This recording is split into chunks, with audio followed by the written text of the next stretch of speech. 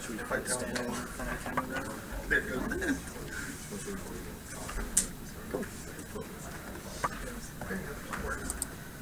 Alright. Extract all. Yes. Okay, cool. Alright, cool. So, which one of these is the projector button? Because we need to unmute it if it wants us to see anything. Isn't it this one? Probably. If you see mute and it unmutes that, then that's what you're looking at. You mean freeze? Yeah, that too. There you go. Howdy, folks. We're part of Team Oddity. I'm Harlan, lead. This is Roger, my lead programmer. And we've been crunching to get a lot of stuff in. So, I don't know how many of you have seen the original stuff we've done in the past couple semesters, but it was very basic sprite sheets everywhere, but now we have full models, and we've been tweaking more textures to get more bump maps. Sadly, they're not in this one. Some minor issues prevented it from being in this build, but everything else is running smooth. We got dynamic lighting, and we even have events now where if you try to go to places you're not supposed to, other characters will stop you and force you to interact with them. We lock those with stats, so we can tell a door not to open when a certain stat is not reached, and we can change those in the dialogue. So right here, he's going to check in, and it's going to change that stat. Nice. So now I should be able to move about freely, and we've been adding a few other items throughout the level that we can collect to pretty much help befriend other characters throughout the game, and we've just been tweaking a lot of timed events. The normals and the lighting maps have been kind of odd in Unity, but it's mostly just tweaking the minor details to make them not look so much like plastic. But more on that later. But anywho, we've also added let me see, gotta get there. So we can now explore even more of the levels and even stare into other people's rooms like a creeper. Watch what they're doing. But yeah, for the most part, it's just been updating a lot of the graphics and implementing new event systems and dynamic lighting.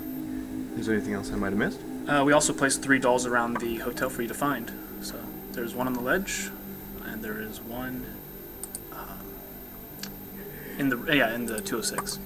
Okay, and that one's locked. We still need the item. But yeah, we've just been cranking out as many hours as we can. But yeah, hope to show off more soon. Cool. Sign in.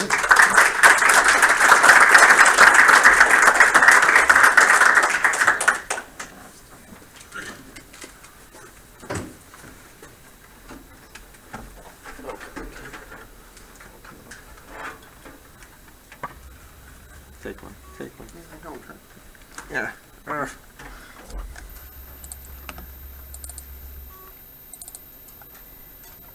Fantastic. Alright, hello everyone. My name is Jesse Rogers. I'm the lead for Couch Game. This is Josh. He's one of the artists on the team. He's going to be my guinea pig for playing at the moment. So straight away, we got some new GUI stuff in, which is pretty awesome. Oh, you meanie. Fine, I'll be the other guy. We got our new level select little section going, so now it's all through the controller with button inputs instead of the whole highlighting. So now we can go to our options, move around, adjust everything, select, start. The WWE level, we got a few new things. So starting with the new crate, we got this environment crate, which currently is just a white box, but imagine that's spikes or whatever your favorite thing to hurt people with is. So that's there. That actually damages players, so it's another thing to worry about. But also with WWE, there's this thing that falls if Josh doesn't kill me right away. There'll be the lights right there, so you see the little shadow. These will actually fall and damage players. It's actually based on random location, and it randomly chooses a character. So you really don't ever know when it's going to happen or who it's, attacking. Yeah, so for this semester or this next sprint, things are going to be animated like the crowd. They're going to have little signs on their hands like "Go Rhino" and stuff like that. Some of the other levels, quick start. Our floating island, we got our new trees in, our optimized trees, which is super nice. You got the windmill up top, that got all animated, so now it's all spinning. It's pretty awesome. Scoreboard, that's a new thing. What else do we got? There's a heck of a lot everywhere. Jungle level isn't much of the different, but this whole level is being redone completely because it just didn't turn out how we wanted to. We got better references now, which is freaking awesome. So look forward to that. The lion animation, that's a big hit for us. So now he has all his walks and runs and jumps and pickups. The next character is the pelican, and then we'll have all the characters done with animations. Am I missing anything else? The laser crate retextured. Oh yeah, the laser crate. So the laser crate, if we can get one somewhere, the one that shoots the laser, obviously. Yeah. So the top actually has a. Son of a. Dang it. Yeah, this one, it has the top now actually shows the direction where the lasers are going, so the players kind of know off the start which way they are. Also, the crates are randomly rotated now, so because we had an issue where all the crates were always one rotation, so the lasers would always start out being horizontal. Now they're horizontal and vertical. It gets randomly chosen. There is quicksand being developed that needs some adjustments and some more fixes, but that should be in the next update.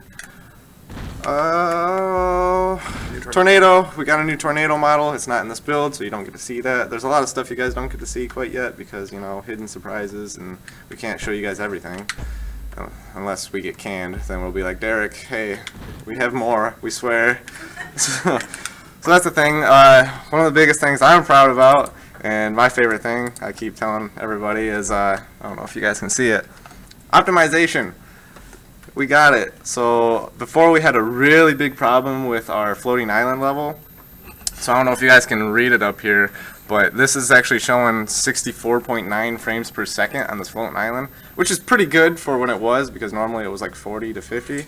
But over the week, things got optimized, and now we're at 410.4 frames a second. So yay optimization. That was great. And I believe that is it. So follow us on Facebook, follow us on Twitter. That stuff's getting more active. Get ready for Steam and all that good stuff. And thanks.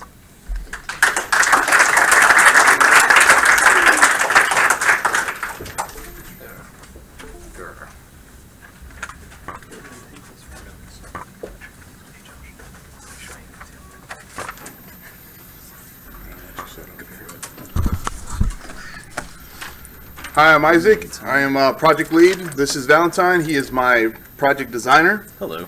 And we were working on Short Links Golf. So this is a demonstration for our client. He's just getting investors in for his golf project.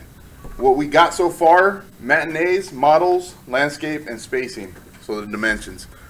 For the matinee, he was pretty impressed. That's what he wants. We're gonna work further on that. The models we will see here shortly, and then the landscape as well. What we are going to do: texturing, set design, matinees, and 2D screen capture is the playback that he would like, our client. And then things that we are discussed, we had issues, were dimensions. We had fixed the dimensions that was given to us, and we played with that. What it mainly is perception. Everything you see here is perception, so it's not based off of what he given us, but what we can show off that looks exactly what he wanted. The caddy cart is another design. He had a flaw with that. We're redesigning it for him, so we'll be showing that here in the future. And elevators. His design had no elevators, no stairs, so we incorporated our own, and he was okay with that. Concerns for the future is texturing and unwrapping. So we'll be getting with other people with that, and we'll go ahead and play the level. So what you are seeing right now, he's going through the main entrance, Yeah. The counter space, we're gonna have kiosks and other items here. To our right, we have most of our models, kiosk, sells racks, stuff like that. We got the golf, the tee, we gotta resize that, stools, that toilet with the ball. Yeah, I gotta fix that. Beautiful. We got golf clubs, fish, and then we got that nice platter with a banana on it. Cheese cubes and apples. All right, so we'll carry on. This is the customer service area, but we'll go into the play area. Just FYI, you move really fast because it would take 15 minutes for me to get from one place to another. So the place is pretty big. You just saw the play area back there, and then we got this play area here. There's two separate play areas. We had to make sure all the berms were correct. We went into different references, looked at different golf courses, and looked at what he wanted. Go ahead and go to the target greens. And there's a target green that's kind of like Top Golf. When you hit the ball, it goes south. They'll hit a berm there. Back up a little bit and look at all the target green spacing. So one of our biggest problems with the dimensions, the numbers were all off. He wanted 18 lanes. 9. And for spacing purposes, he wanted 4 people to be in each lane and then 4 people ready to go in. So in and out, there's 8 people. So we had to condense the 18 lanes to 9 lanes. Since we did that, he didn't notice while we presented this. I explained to him that that's what happened, that's what occurred, and he liked it. It was all, again, like I said, perception. What you view is not what it is. Go ahead and go up the elevator. We're going to be working more on the elevator. We're going to get panels in. Again, texturing, things that look legit. I wish I could speed this up. Again, this is for demonstration purposes for his investors, so they're going to want to see all this nice, slow flow. All right, step out. We're going to have railing here on the side, and then this is the third floor, sorry. And we'll go ahead for the matinee. It looks like our 2D screen capture is not Broken operating. again. But it should be there.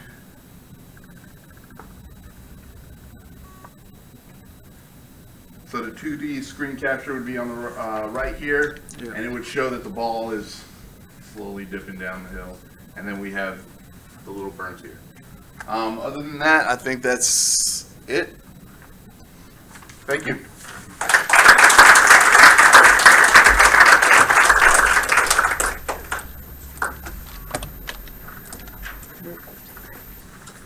Hello everybody, my name is Donald Shepis. I'm the team lead for Calclord.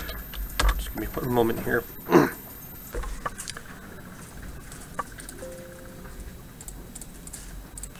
So for this sprint, it being an abbreviated sprint, we had to make do with less. And we've run into a few issues with just kind of the pure fact that we're working with all this back-end services. You know, all the tracking and all the everything that goes with everything that goes with making sure that, you know, one player on one device can then have the exact same experience on a different device, and then their profile and score and everything is tracked and shared across those devices. So what we majorly got done for Milestone 2 is we refined our GUI concepts. It was very important for us to just, at a glance, you kind of figure out what everything was doing. So we actually had, through our entire design team, just, you know, essentially played the GUI, and our GUI designer just went and, you know, as they would tap something, it would take them to the correct screen. And we boiled that down. We saw a few problem issues. We got that sorted out now, so that way everything's kind of more or less just straight intuitive. We have more mini games to show off. We also have, we're starting on our weapon concepts and designs. So our designers are going through and taking the list of weapon effects that we have for each of our practice quizzes and applying those to weapons, you know, trying to make them fun and interesting and just things that are going to be appropriate for our age demographic.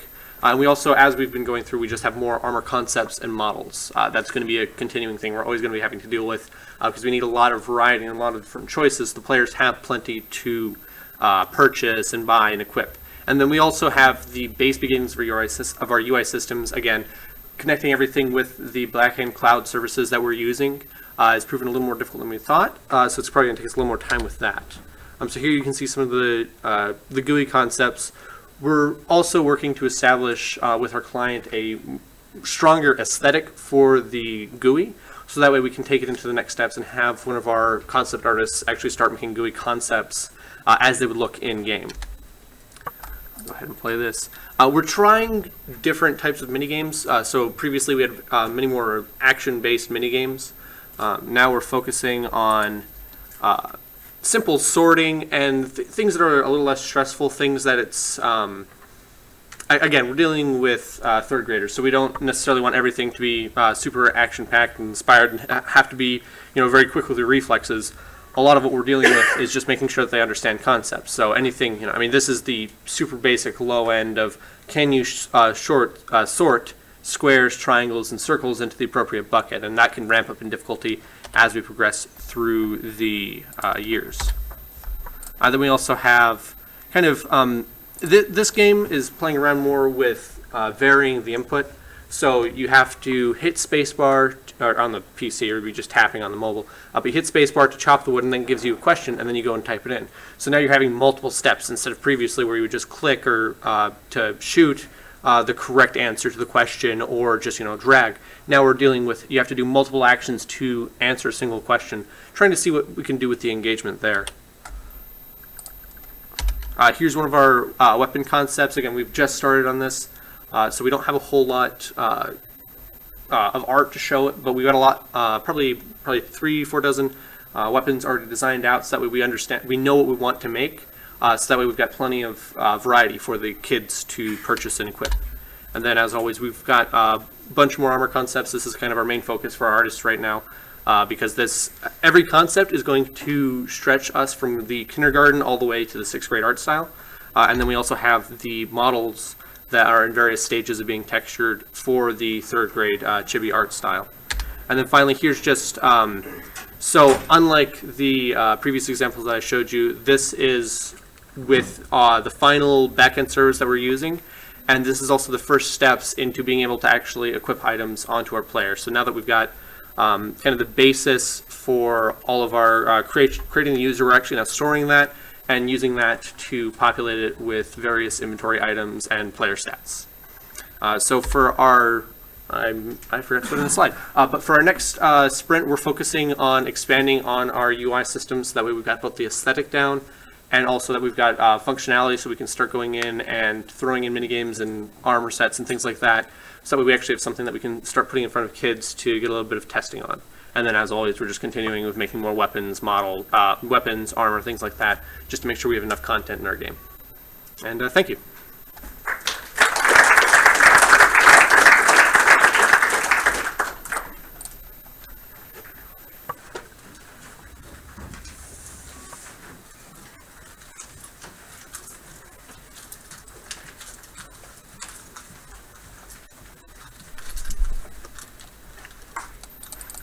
Hello everyone, I'm Ivan, team lead for Content Clicker. And I'm Chris, lead design.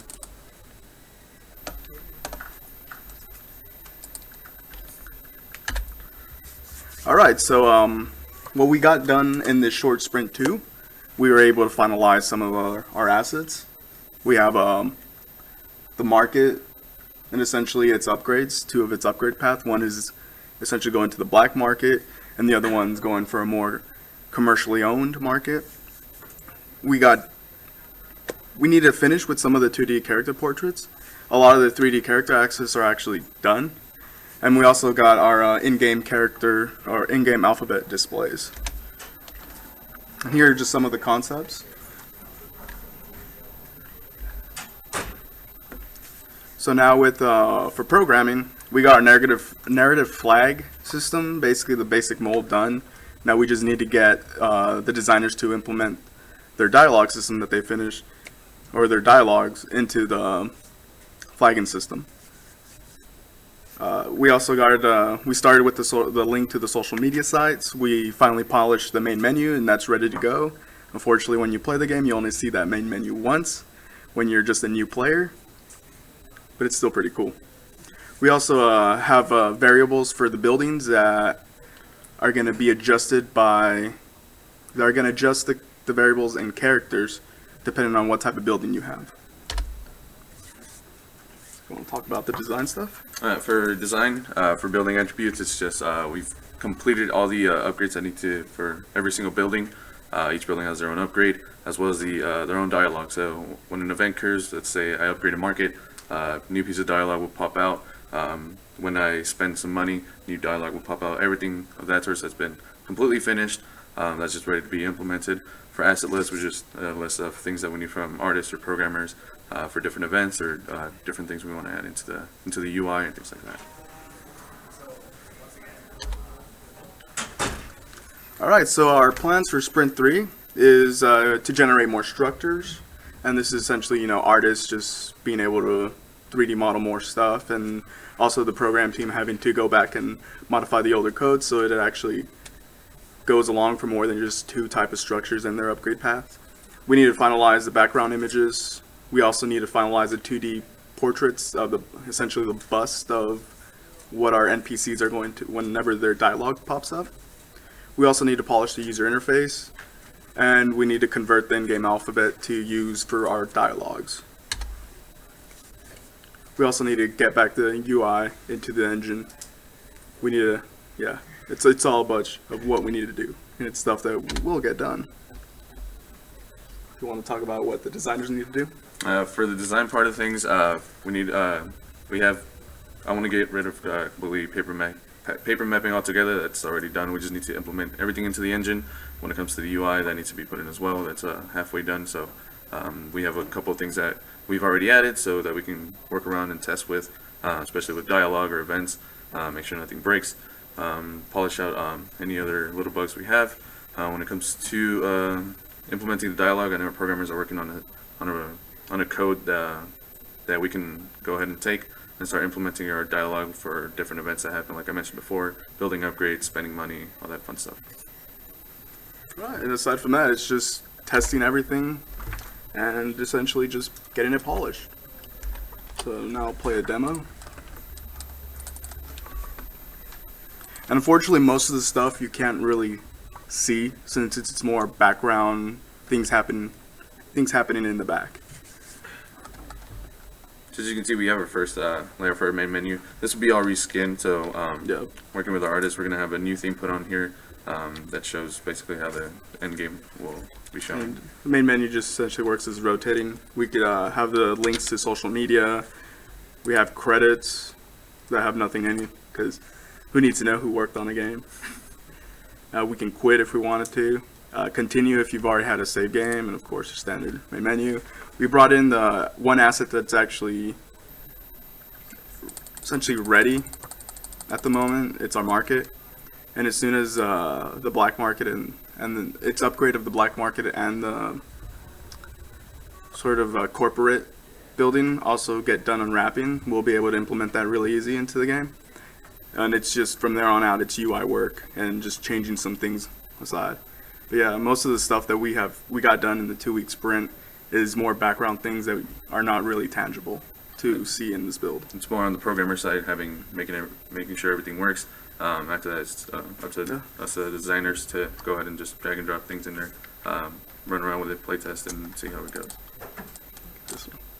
But yeah, pretty much next sprint run, it's gonna be we'll be able to show more because we have the systems in place to pretty much just start plugging in items and having a game.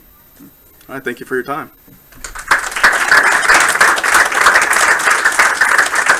All right, another big round of applause for everybody. Excellent sprint. You've got a lot accomplished there. All right, last call for Source Watch. And the Stamped Adventure. There you are. Okay.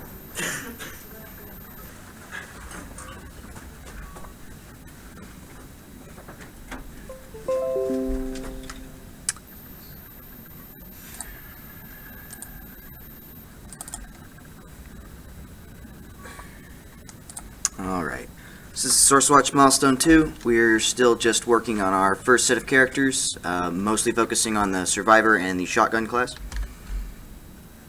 That is not the right graphic. Okay, For the Survivor class, we are working, their SMG is fully functional, and we are getting their right-click grenade working. We had a lot of difficulties getting the grenade itself to work, but now that we have it working, all that's left is to get a proper cooldown built into it, and to make sure it doesn't damage teammates. And then we will be practically done with that class. The shotgun, I don't know why the graphics are old. I updated them, but these are last week's graphics. The shotgun, just as well. We've gotten the weapon working just fine. The only thing left is to get the extra ability, roll ability, just rolls him forward. We'll be working on that today, hopefully getting that knocked out. And that'll be all we need to make him complete. And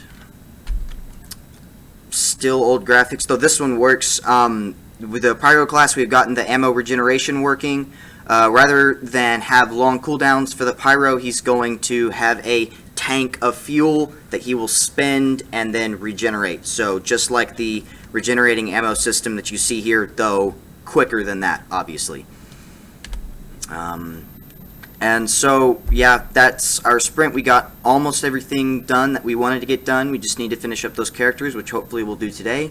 And then for the next sprint, we'll be moving on to new characters or finishing up the characters that we have. And that's everything.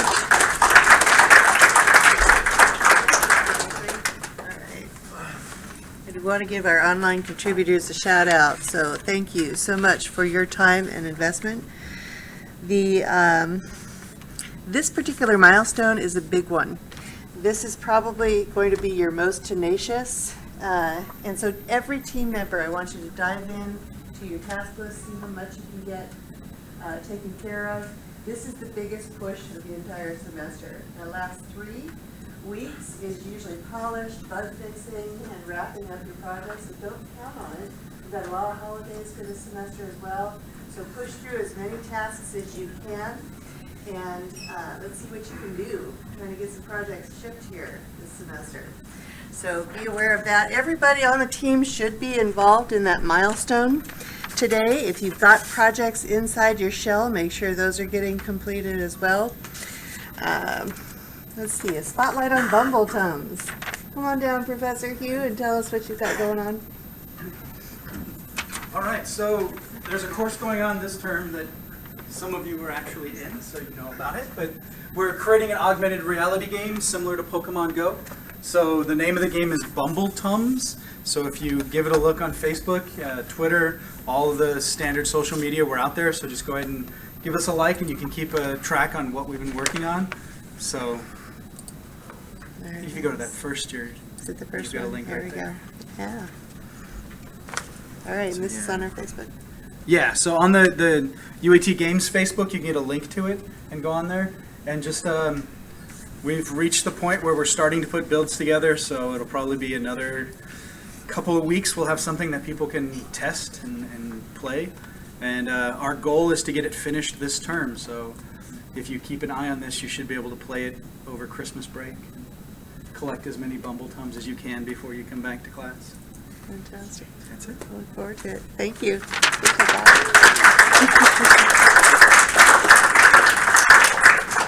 And if you haven't checked it out, Indicate is going on, and that's where some of our key players are, including Ben today. And so give it a check. There are a lot of really great games on there. I'm sure that will inspire you. So have fun with that. We're going to meet back in here at 5 o'clock. The playtesting critique that we have for today is Calculord. So thank you. Donald will give you our very best input. 1 o'clock, we've got Professor Hugh with the programmers. 2 o'clock is artists will be meeting, and Professor Derek Clark, you're here for the designers, and that's in 107, or your Commons area? Always go to Commons. Commons, okay. Artists, the reason we're meeting at 2 is I need to be with the leads, but also we've got a great project going on. If you would like your characters in your game showcased for the Arizona Ballet thing that we're putting together, it's a DV presentation. It's going to air live at the ballet here in November. do be a part of that. We've got all the motion capture completed. It's going to be hilarious to combine our characters. If you want your project on that one, you want that in your portfolio, come at 2 o'clock in 106 and let's see what you've got to offer, what you've got to contribute. All right, we'll see you at 1. Make games.